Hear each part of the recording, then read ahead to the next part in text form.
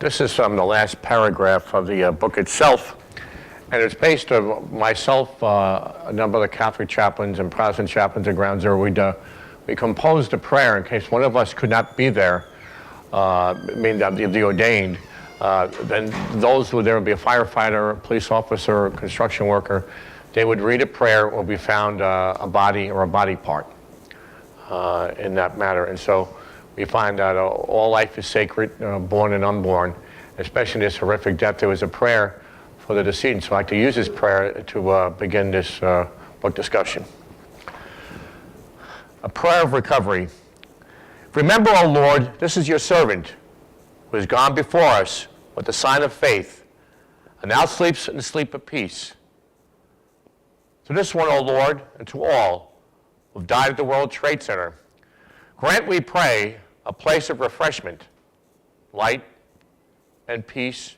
Amen. And those present conclude the prayer with the sign of the cross. Note the irony of the sign of the cross. The place of execution has now become the place for inspiration and comfort through the faith surrounding the Ground Zero cross. Amen. So let me ask you, for those who don't know, what inspired you to write this memoir? This is part of a 13-year odyssey, Greg, I've had with the Ground Zero cross. It was discovered by a union construction worker September 13, 2001. He was told by the Port Authority all these types of cross-like beams, and these were T-beams. These connected all the floors in it. It was never meant to be a cross. We interpret it as a cross. And he was told it was going to be thrown out. When I first saw the cross September 23rd, I realized God did not abandon us at Ground Zero. This was a sign of faith. So we arranged for Deputy Mayor Joe Loader, who runs the MTA. He arranged for the cross to be put on the concrete abutment on the corner of West and Vesey Street. We did it on the Feast of St. Francis, October 4th, 2001. Why? St. Francis, the patron saint of ecology. This is sacred earth. This is sacred ground. And I fought for them for 10 years. They're trying to get it off the ground, off the site.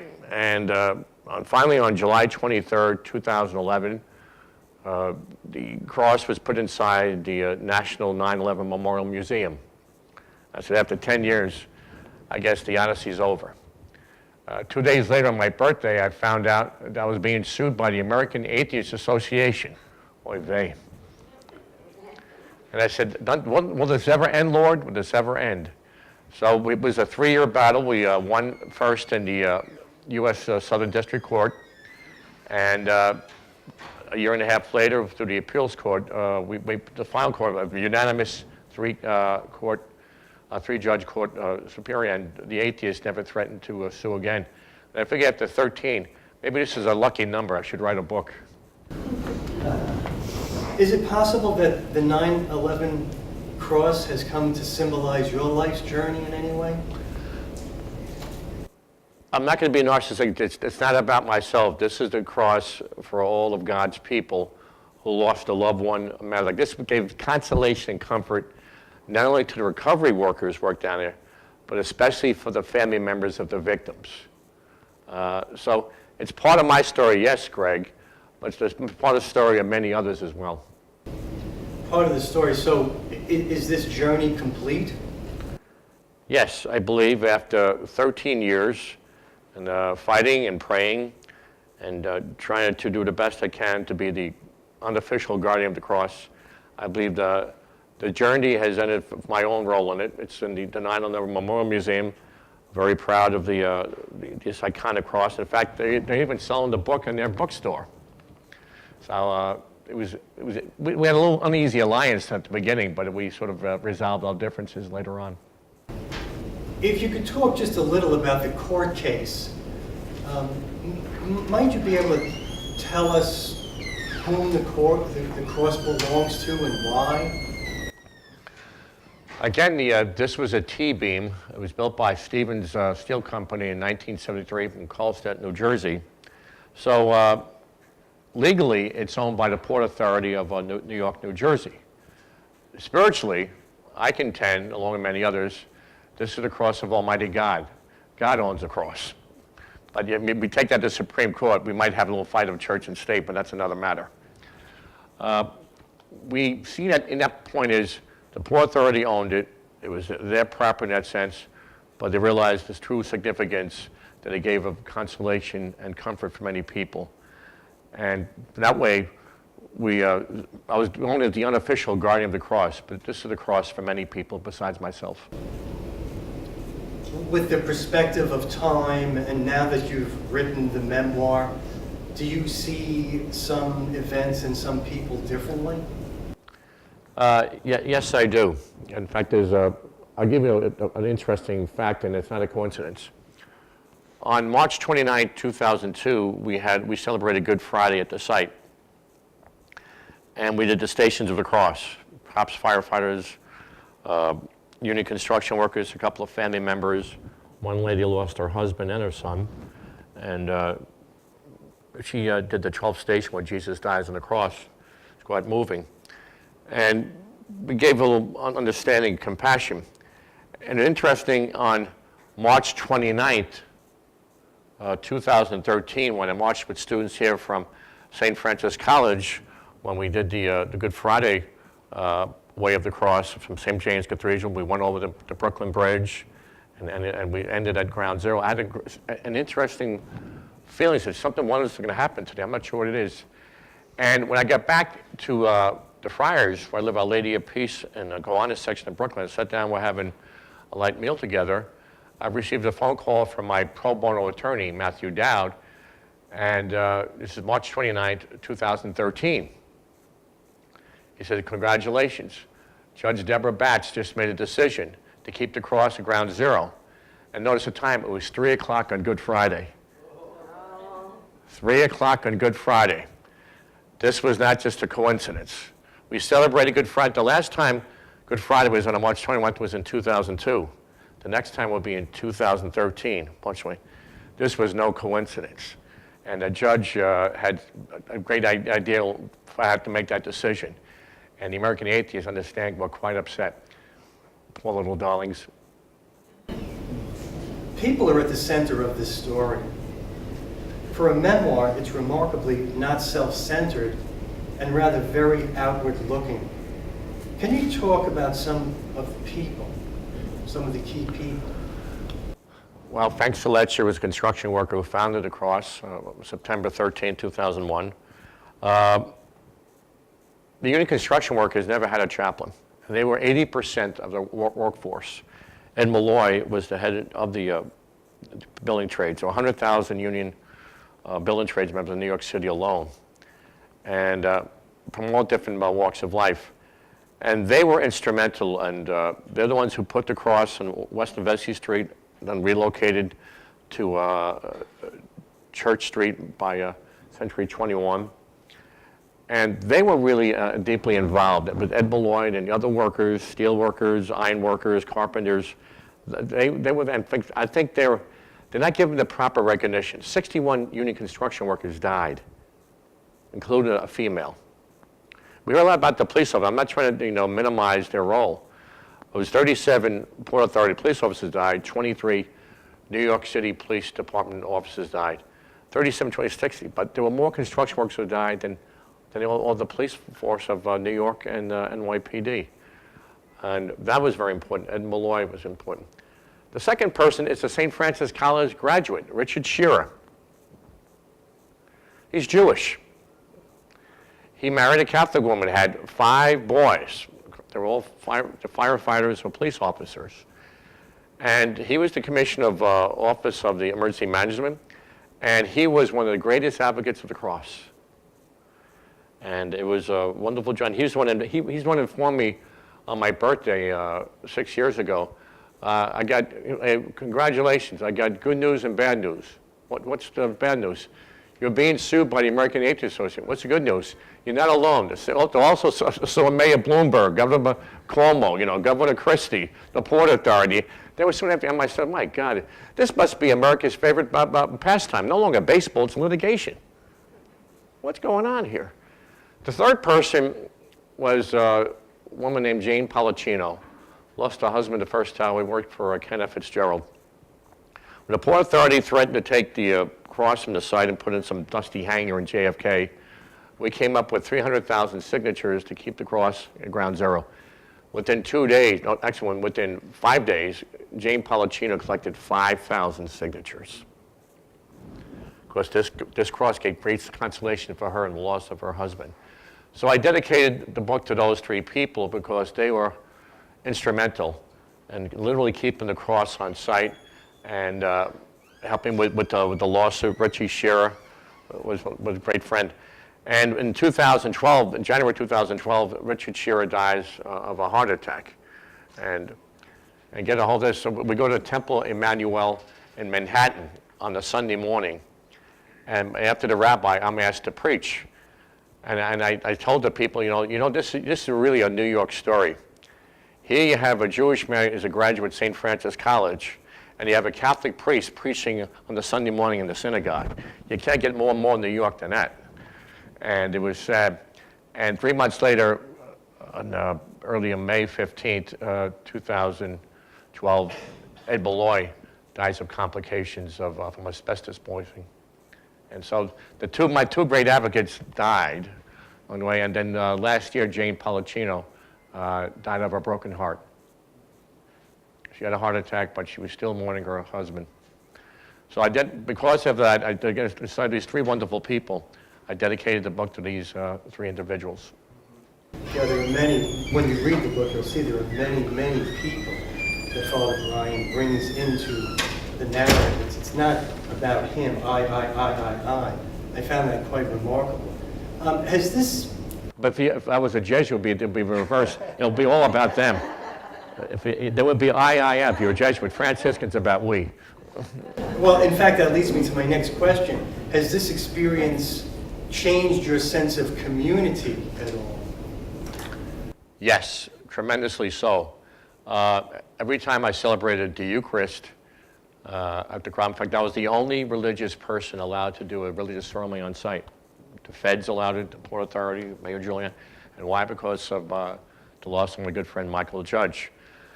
I didn't ask people if they were Roman or Catholic or not. This was like wartime.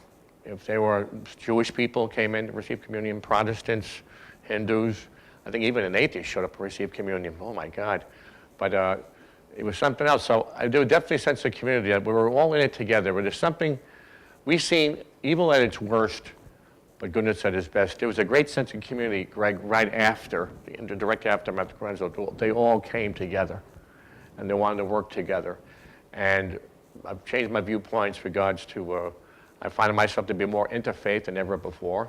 Not that I wasn't at all, but we suffered together, we cried together, and so we prayed together.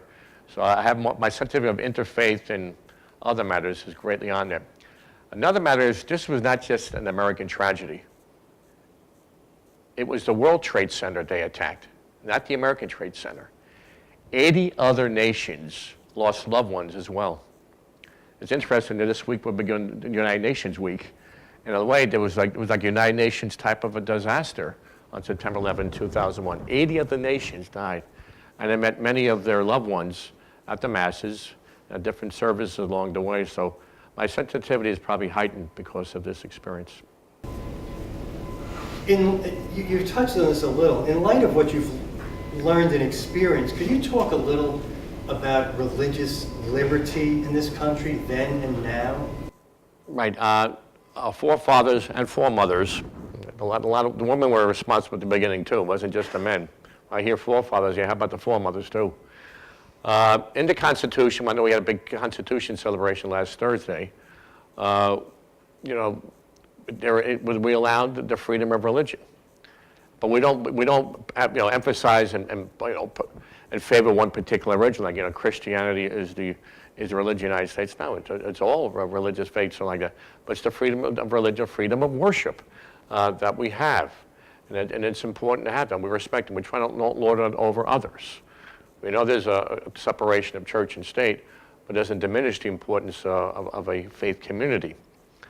With regards to that religious liberty that Greg referred to, is when I was sued by the American Association, they were trying to sue me for money, but they were trying to intimidate me. They were trying to intimidate me to back off and say we're all like that. And they attempted in the matter. I was eventually freed from the lawsuit because I did not own the matter of that it was owned by the Port Authority. But I did something I never did before. I helped file an amicus brief. An amicus brief is, amicus means a friend of the court. And I was doing a brief, which was really written by Matt Dowd, the pro bono attorney, but I gave him all the information to support the cross to stay within the 9/11 Memorial Museum. I mean, there was a little more experience. It wasn't just faith and I mean, I'm probably the only Roman Catholic priest in the country who's proud to be sued for something that he believed in. And then, this whole, era of the clerical and the child abuse and stuff that has a negative connotation. If you hear about a priest being sued, it's, oh my God, what did he do? And I'm saying, no, I'm proud to be sued. I stood up to these people, and we won twice. And that was important. And so we showed the friend of the court, and the Memorial Museum was very happy and pleased that even the 3-judge panel referred to my amicus brief during the trial. Oh, and by the way, guess who was with me during the oral argument on March 7th, 2013? It was Professor Susan Saladino, and she brought in 12 nursing students, or those who are nurses. They were there to support me. I finally met the American AIDS Association. I have no anger towards them, but these were older people, look a bit haggard to me. And here you have youthful nursing students and youthful men like that on my side. I said, my God, I felt so great having the support of the St. Francis College community. Okay, I have one more question. Then I'd like to read a little from the book, if that's okay. That's fine. And then we can open it up for questions and discussion. And while we're doing that, if you want to eat, please do. Your stamina and patience were physically and emotionally challenged by this experience. And at one point, on page 60, you describe a fleeting sense of peace concerning the placement of the cross in the 9/11 Memorial Museum. I was wondering if you could talk about that sense of peace and if you're still at peace. Yes, excellent question, Greg. I am at peace. I have to admit, I'm a feisty Irishman from Brooklyn. So we have a bit of a temper. And so I was fighting this for 10 years. I mean, I took on the Port Authority. I got threatened by other people and other matters like that. And I hung in there. They wrote letters to my provincial and to the Cardinal of New York. And thankfully, they support me. So there was some tension and some anger and tension in my life. And even especially with the lawsuits, oh my God, I don't have any money. How am I going to pay for this? And seeing that going within the museum, and being there in the museum when the Holy Father, Pope Francis, came in September 25th, 2015, I felt the journey has ended. The odyssey has ended, and I'm at peace. And it was a great, wonderful cathartic experience. If it's okay, I wanted to read this little bit. It appears on page 83 at the beginning of chapter 5 called The Way of the Cross. The way of the cross is not just something exclusively observed during the season of Lent. It is a daily journey of faith that requires patience, perseverance, and prayer. I have been commemorating the Way of the Ground Zero Cross since September 23rd, 2001. Throughout my journey with the cross, I have indeed persevered and prayed, but I admit I was not always a shining beacon of patience in those years. Nonetheless, I am wholeheartedly devoted to the Ground Zero Cross till the day I die. Why, you ask? Well, I sincerely believed that the cross has given meaning for those searching for answers about 9/11, about why 9/11 even occurred. On September 23rd, I just had Mass at the Command Center for NYPD on Chambers Street. And I had a lot of hosts left over, so I was going on the site for the construction workers, cops who couldn't make the Mass if they want to receive communion. And all of a sudden, I seen this big, strong, hulking figure went up to me and he said, "Do you want to? Hey, Father, you want to see God's house?" I said, well, St. Peter's Church or St. Paul's, it's right over there. No, I don't mean that church, God's house. First I thought he might have been rejected from Bellevue Hospital. This guy have, toys in the attic or what? What's going on with this guy? So I said, okay, maybe go to God's house. It was World Trade Center 6, which was built in 73, years after World Trade Center 1 and 2. And he said, Father, just go inside with me. Behind me were two firefighters.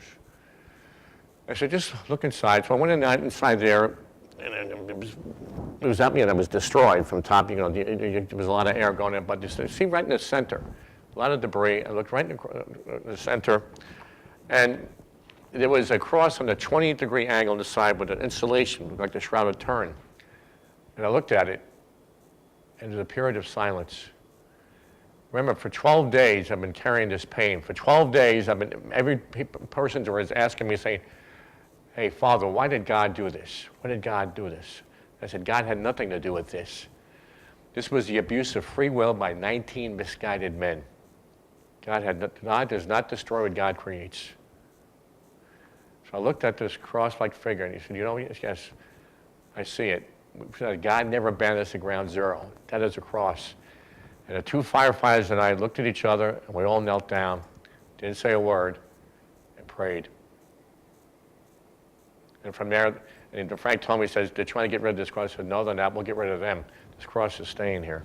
And that was the beginning of the tension and the fighting. And I'm telling you one thing, nothing comes easy in New York City politics, believe me.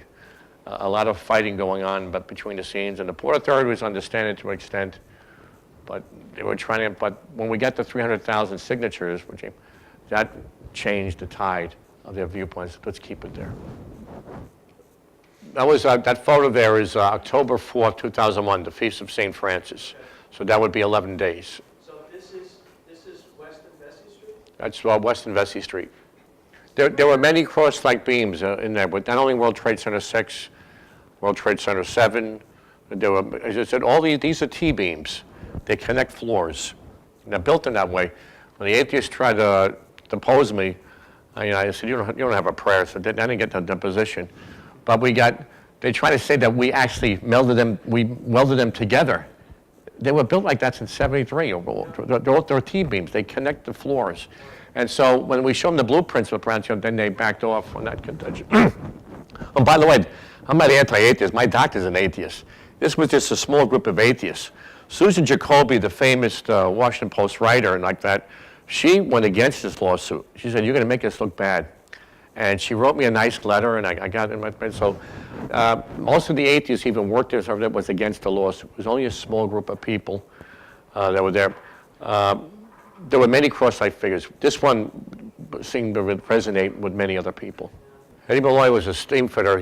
Steam fitters at that time, they were exposed to a lot of asbestos and other matters, and that's what he eventually died of 40 years later. There was one meeting in April 2006, and it was a very tense meeting. A lot of fighting, cursing between myself and Malloy and the Port Authority people. They were threatening to get rid of the cross once and forever. And Ed leaned over the table and looked right in the face of the Port Authority Executive Director, Ken Ringler, and somebody says, if you try to get rid of this cross, I'm going to shut this site down. See, they were rebuilding construction of the new buildings. And they were on a big deadline, the Port Authority, and they had a lot of rental space and stuff like that, but they're building the buildings at that time. We were talking about steam fitters, carpenters, iron workers, all the trades were working there. And there were about 5,000 workers on there. And Ed Malloy had the power to shut the whole site down. And so I guess we had to use the tough love to get our message across. We used tough love. You said either you keep it there or we're going to shut this site down indefinitely. So they got scared and they backed off. It's their property, and the Port Authority, it's a business. It's a public-private partnership, and to an extent, they figured they want to get all the debris, put it either in Staten Island or a dusty hangar in JFK, and they think this is just a T-beam. And when they got the 300,000 signature of the petition, they backed off, and Eddie Malloy, they put everything into the, a lot of stuff you see in the 9/11 Memorial Museum were in those dusty hangars on it. They figured, well, that should belong there. They said, we're keeping it on site. And we were very successful. And after a while, we put on the site of St. Peter's Church, October 5th, 2006, and stayed there for nearly 5 years. That's an excellent question. You know, all of us could probably, well, the older people here, we all remember we were on November 22nd, 1963, when JFK was killed. I wasn't there, you know, and I think many of us now, you know, where were you on September 11, 2001? Even though a lot of the students here were born, but they were in the second, third grade.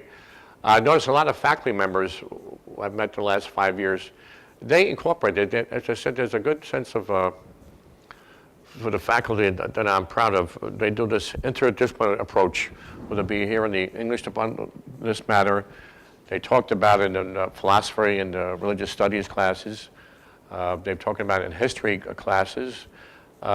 Even talking about chemistry classes because of the incineration of the fires going on in the way. So there's many ways of approaching it, and yes, from my experience, the students have become aware of it, and I talked to a number of students who lost maybe loved ones on that day. And by the way, we lost 3 students. That time was Thomas Ashton, who was taught by Dr. Forsberg, Florence Gregory, who was taught by the Accounting and Business Law Department, and we had one, Timothy Stackpole, who was a firefighter. He received his degree the day before from Dr. Frank Macchiarola. So he got his actual degree the day before, but the other 2 students, Thomas Ashton and Florence Gregory, Dr. Mack, as we affectionately call him, insisted that they get posthumous degrees at the May 2002 graduation, and family members were there to receive the diplomas. The cross is in the 3rd section, the 3rd section, going on within it. It's well done. Alice Greenwald, who's now the executive director, she was more like the number 2 person, she's number 1 person. She's a wonderful, wonderful lady. I can't think enough about her, and she's very honest with me, I'm honest with her. She's the founding director of the United States Holocaust Museum down in Washington, D.C. And she shows great sensitivity, intelligence, warmth, and sensitivity towards all. Because she did, you know, her own background, the Holocaust, and she acknowledged the Holocaust wasn't just for the Jewish people. Many other Catholics and Protestants and others were murdered as well by the Nazi regime. So by her experience in the United States Holocaust Museum, she shows great taste and understanding how they demonstrate. They tell the story, what happened, and they also give the importance of where each of those items were, with the audio and matters like that. They're not trying to scare you or trying to, like it's like Fright Night, but they tell the truth, what happened. It's well done. Right after July 28, 2014, when the 3-judge panel made their decision, and it's ironically, it was nearly 3 years to the day when the lawsuit began.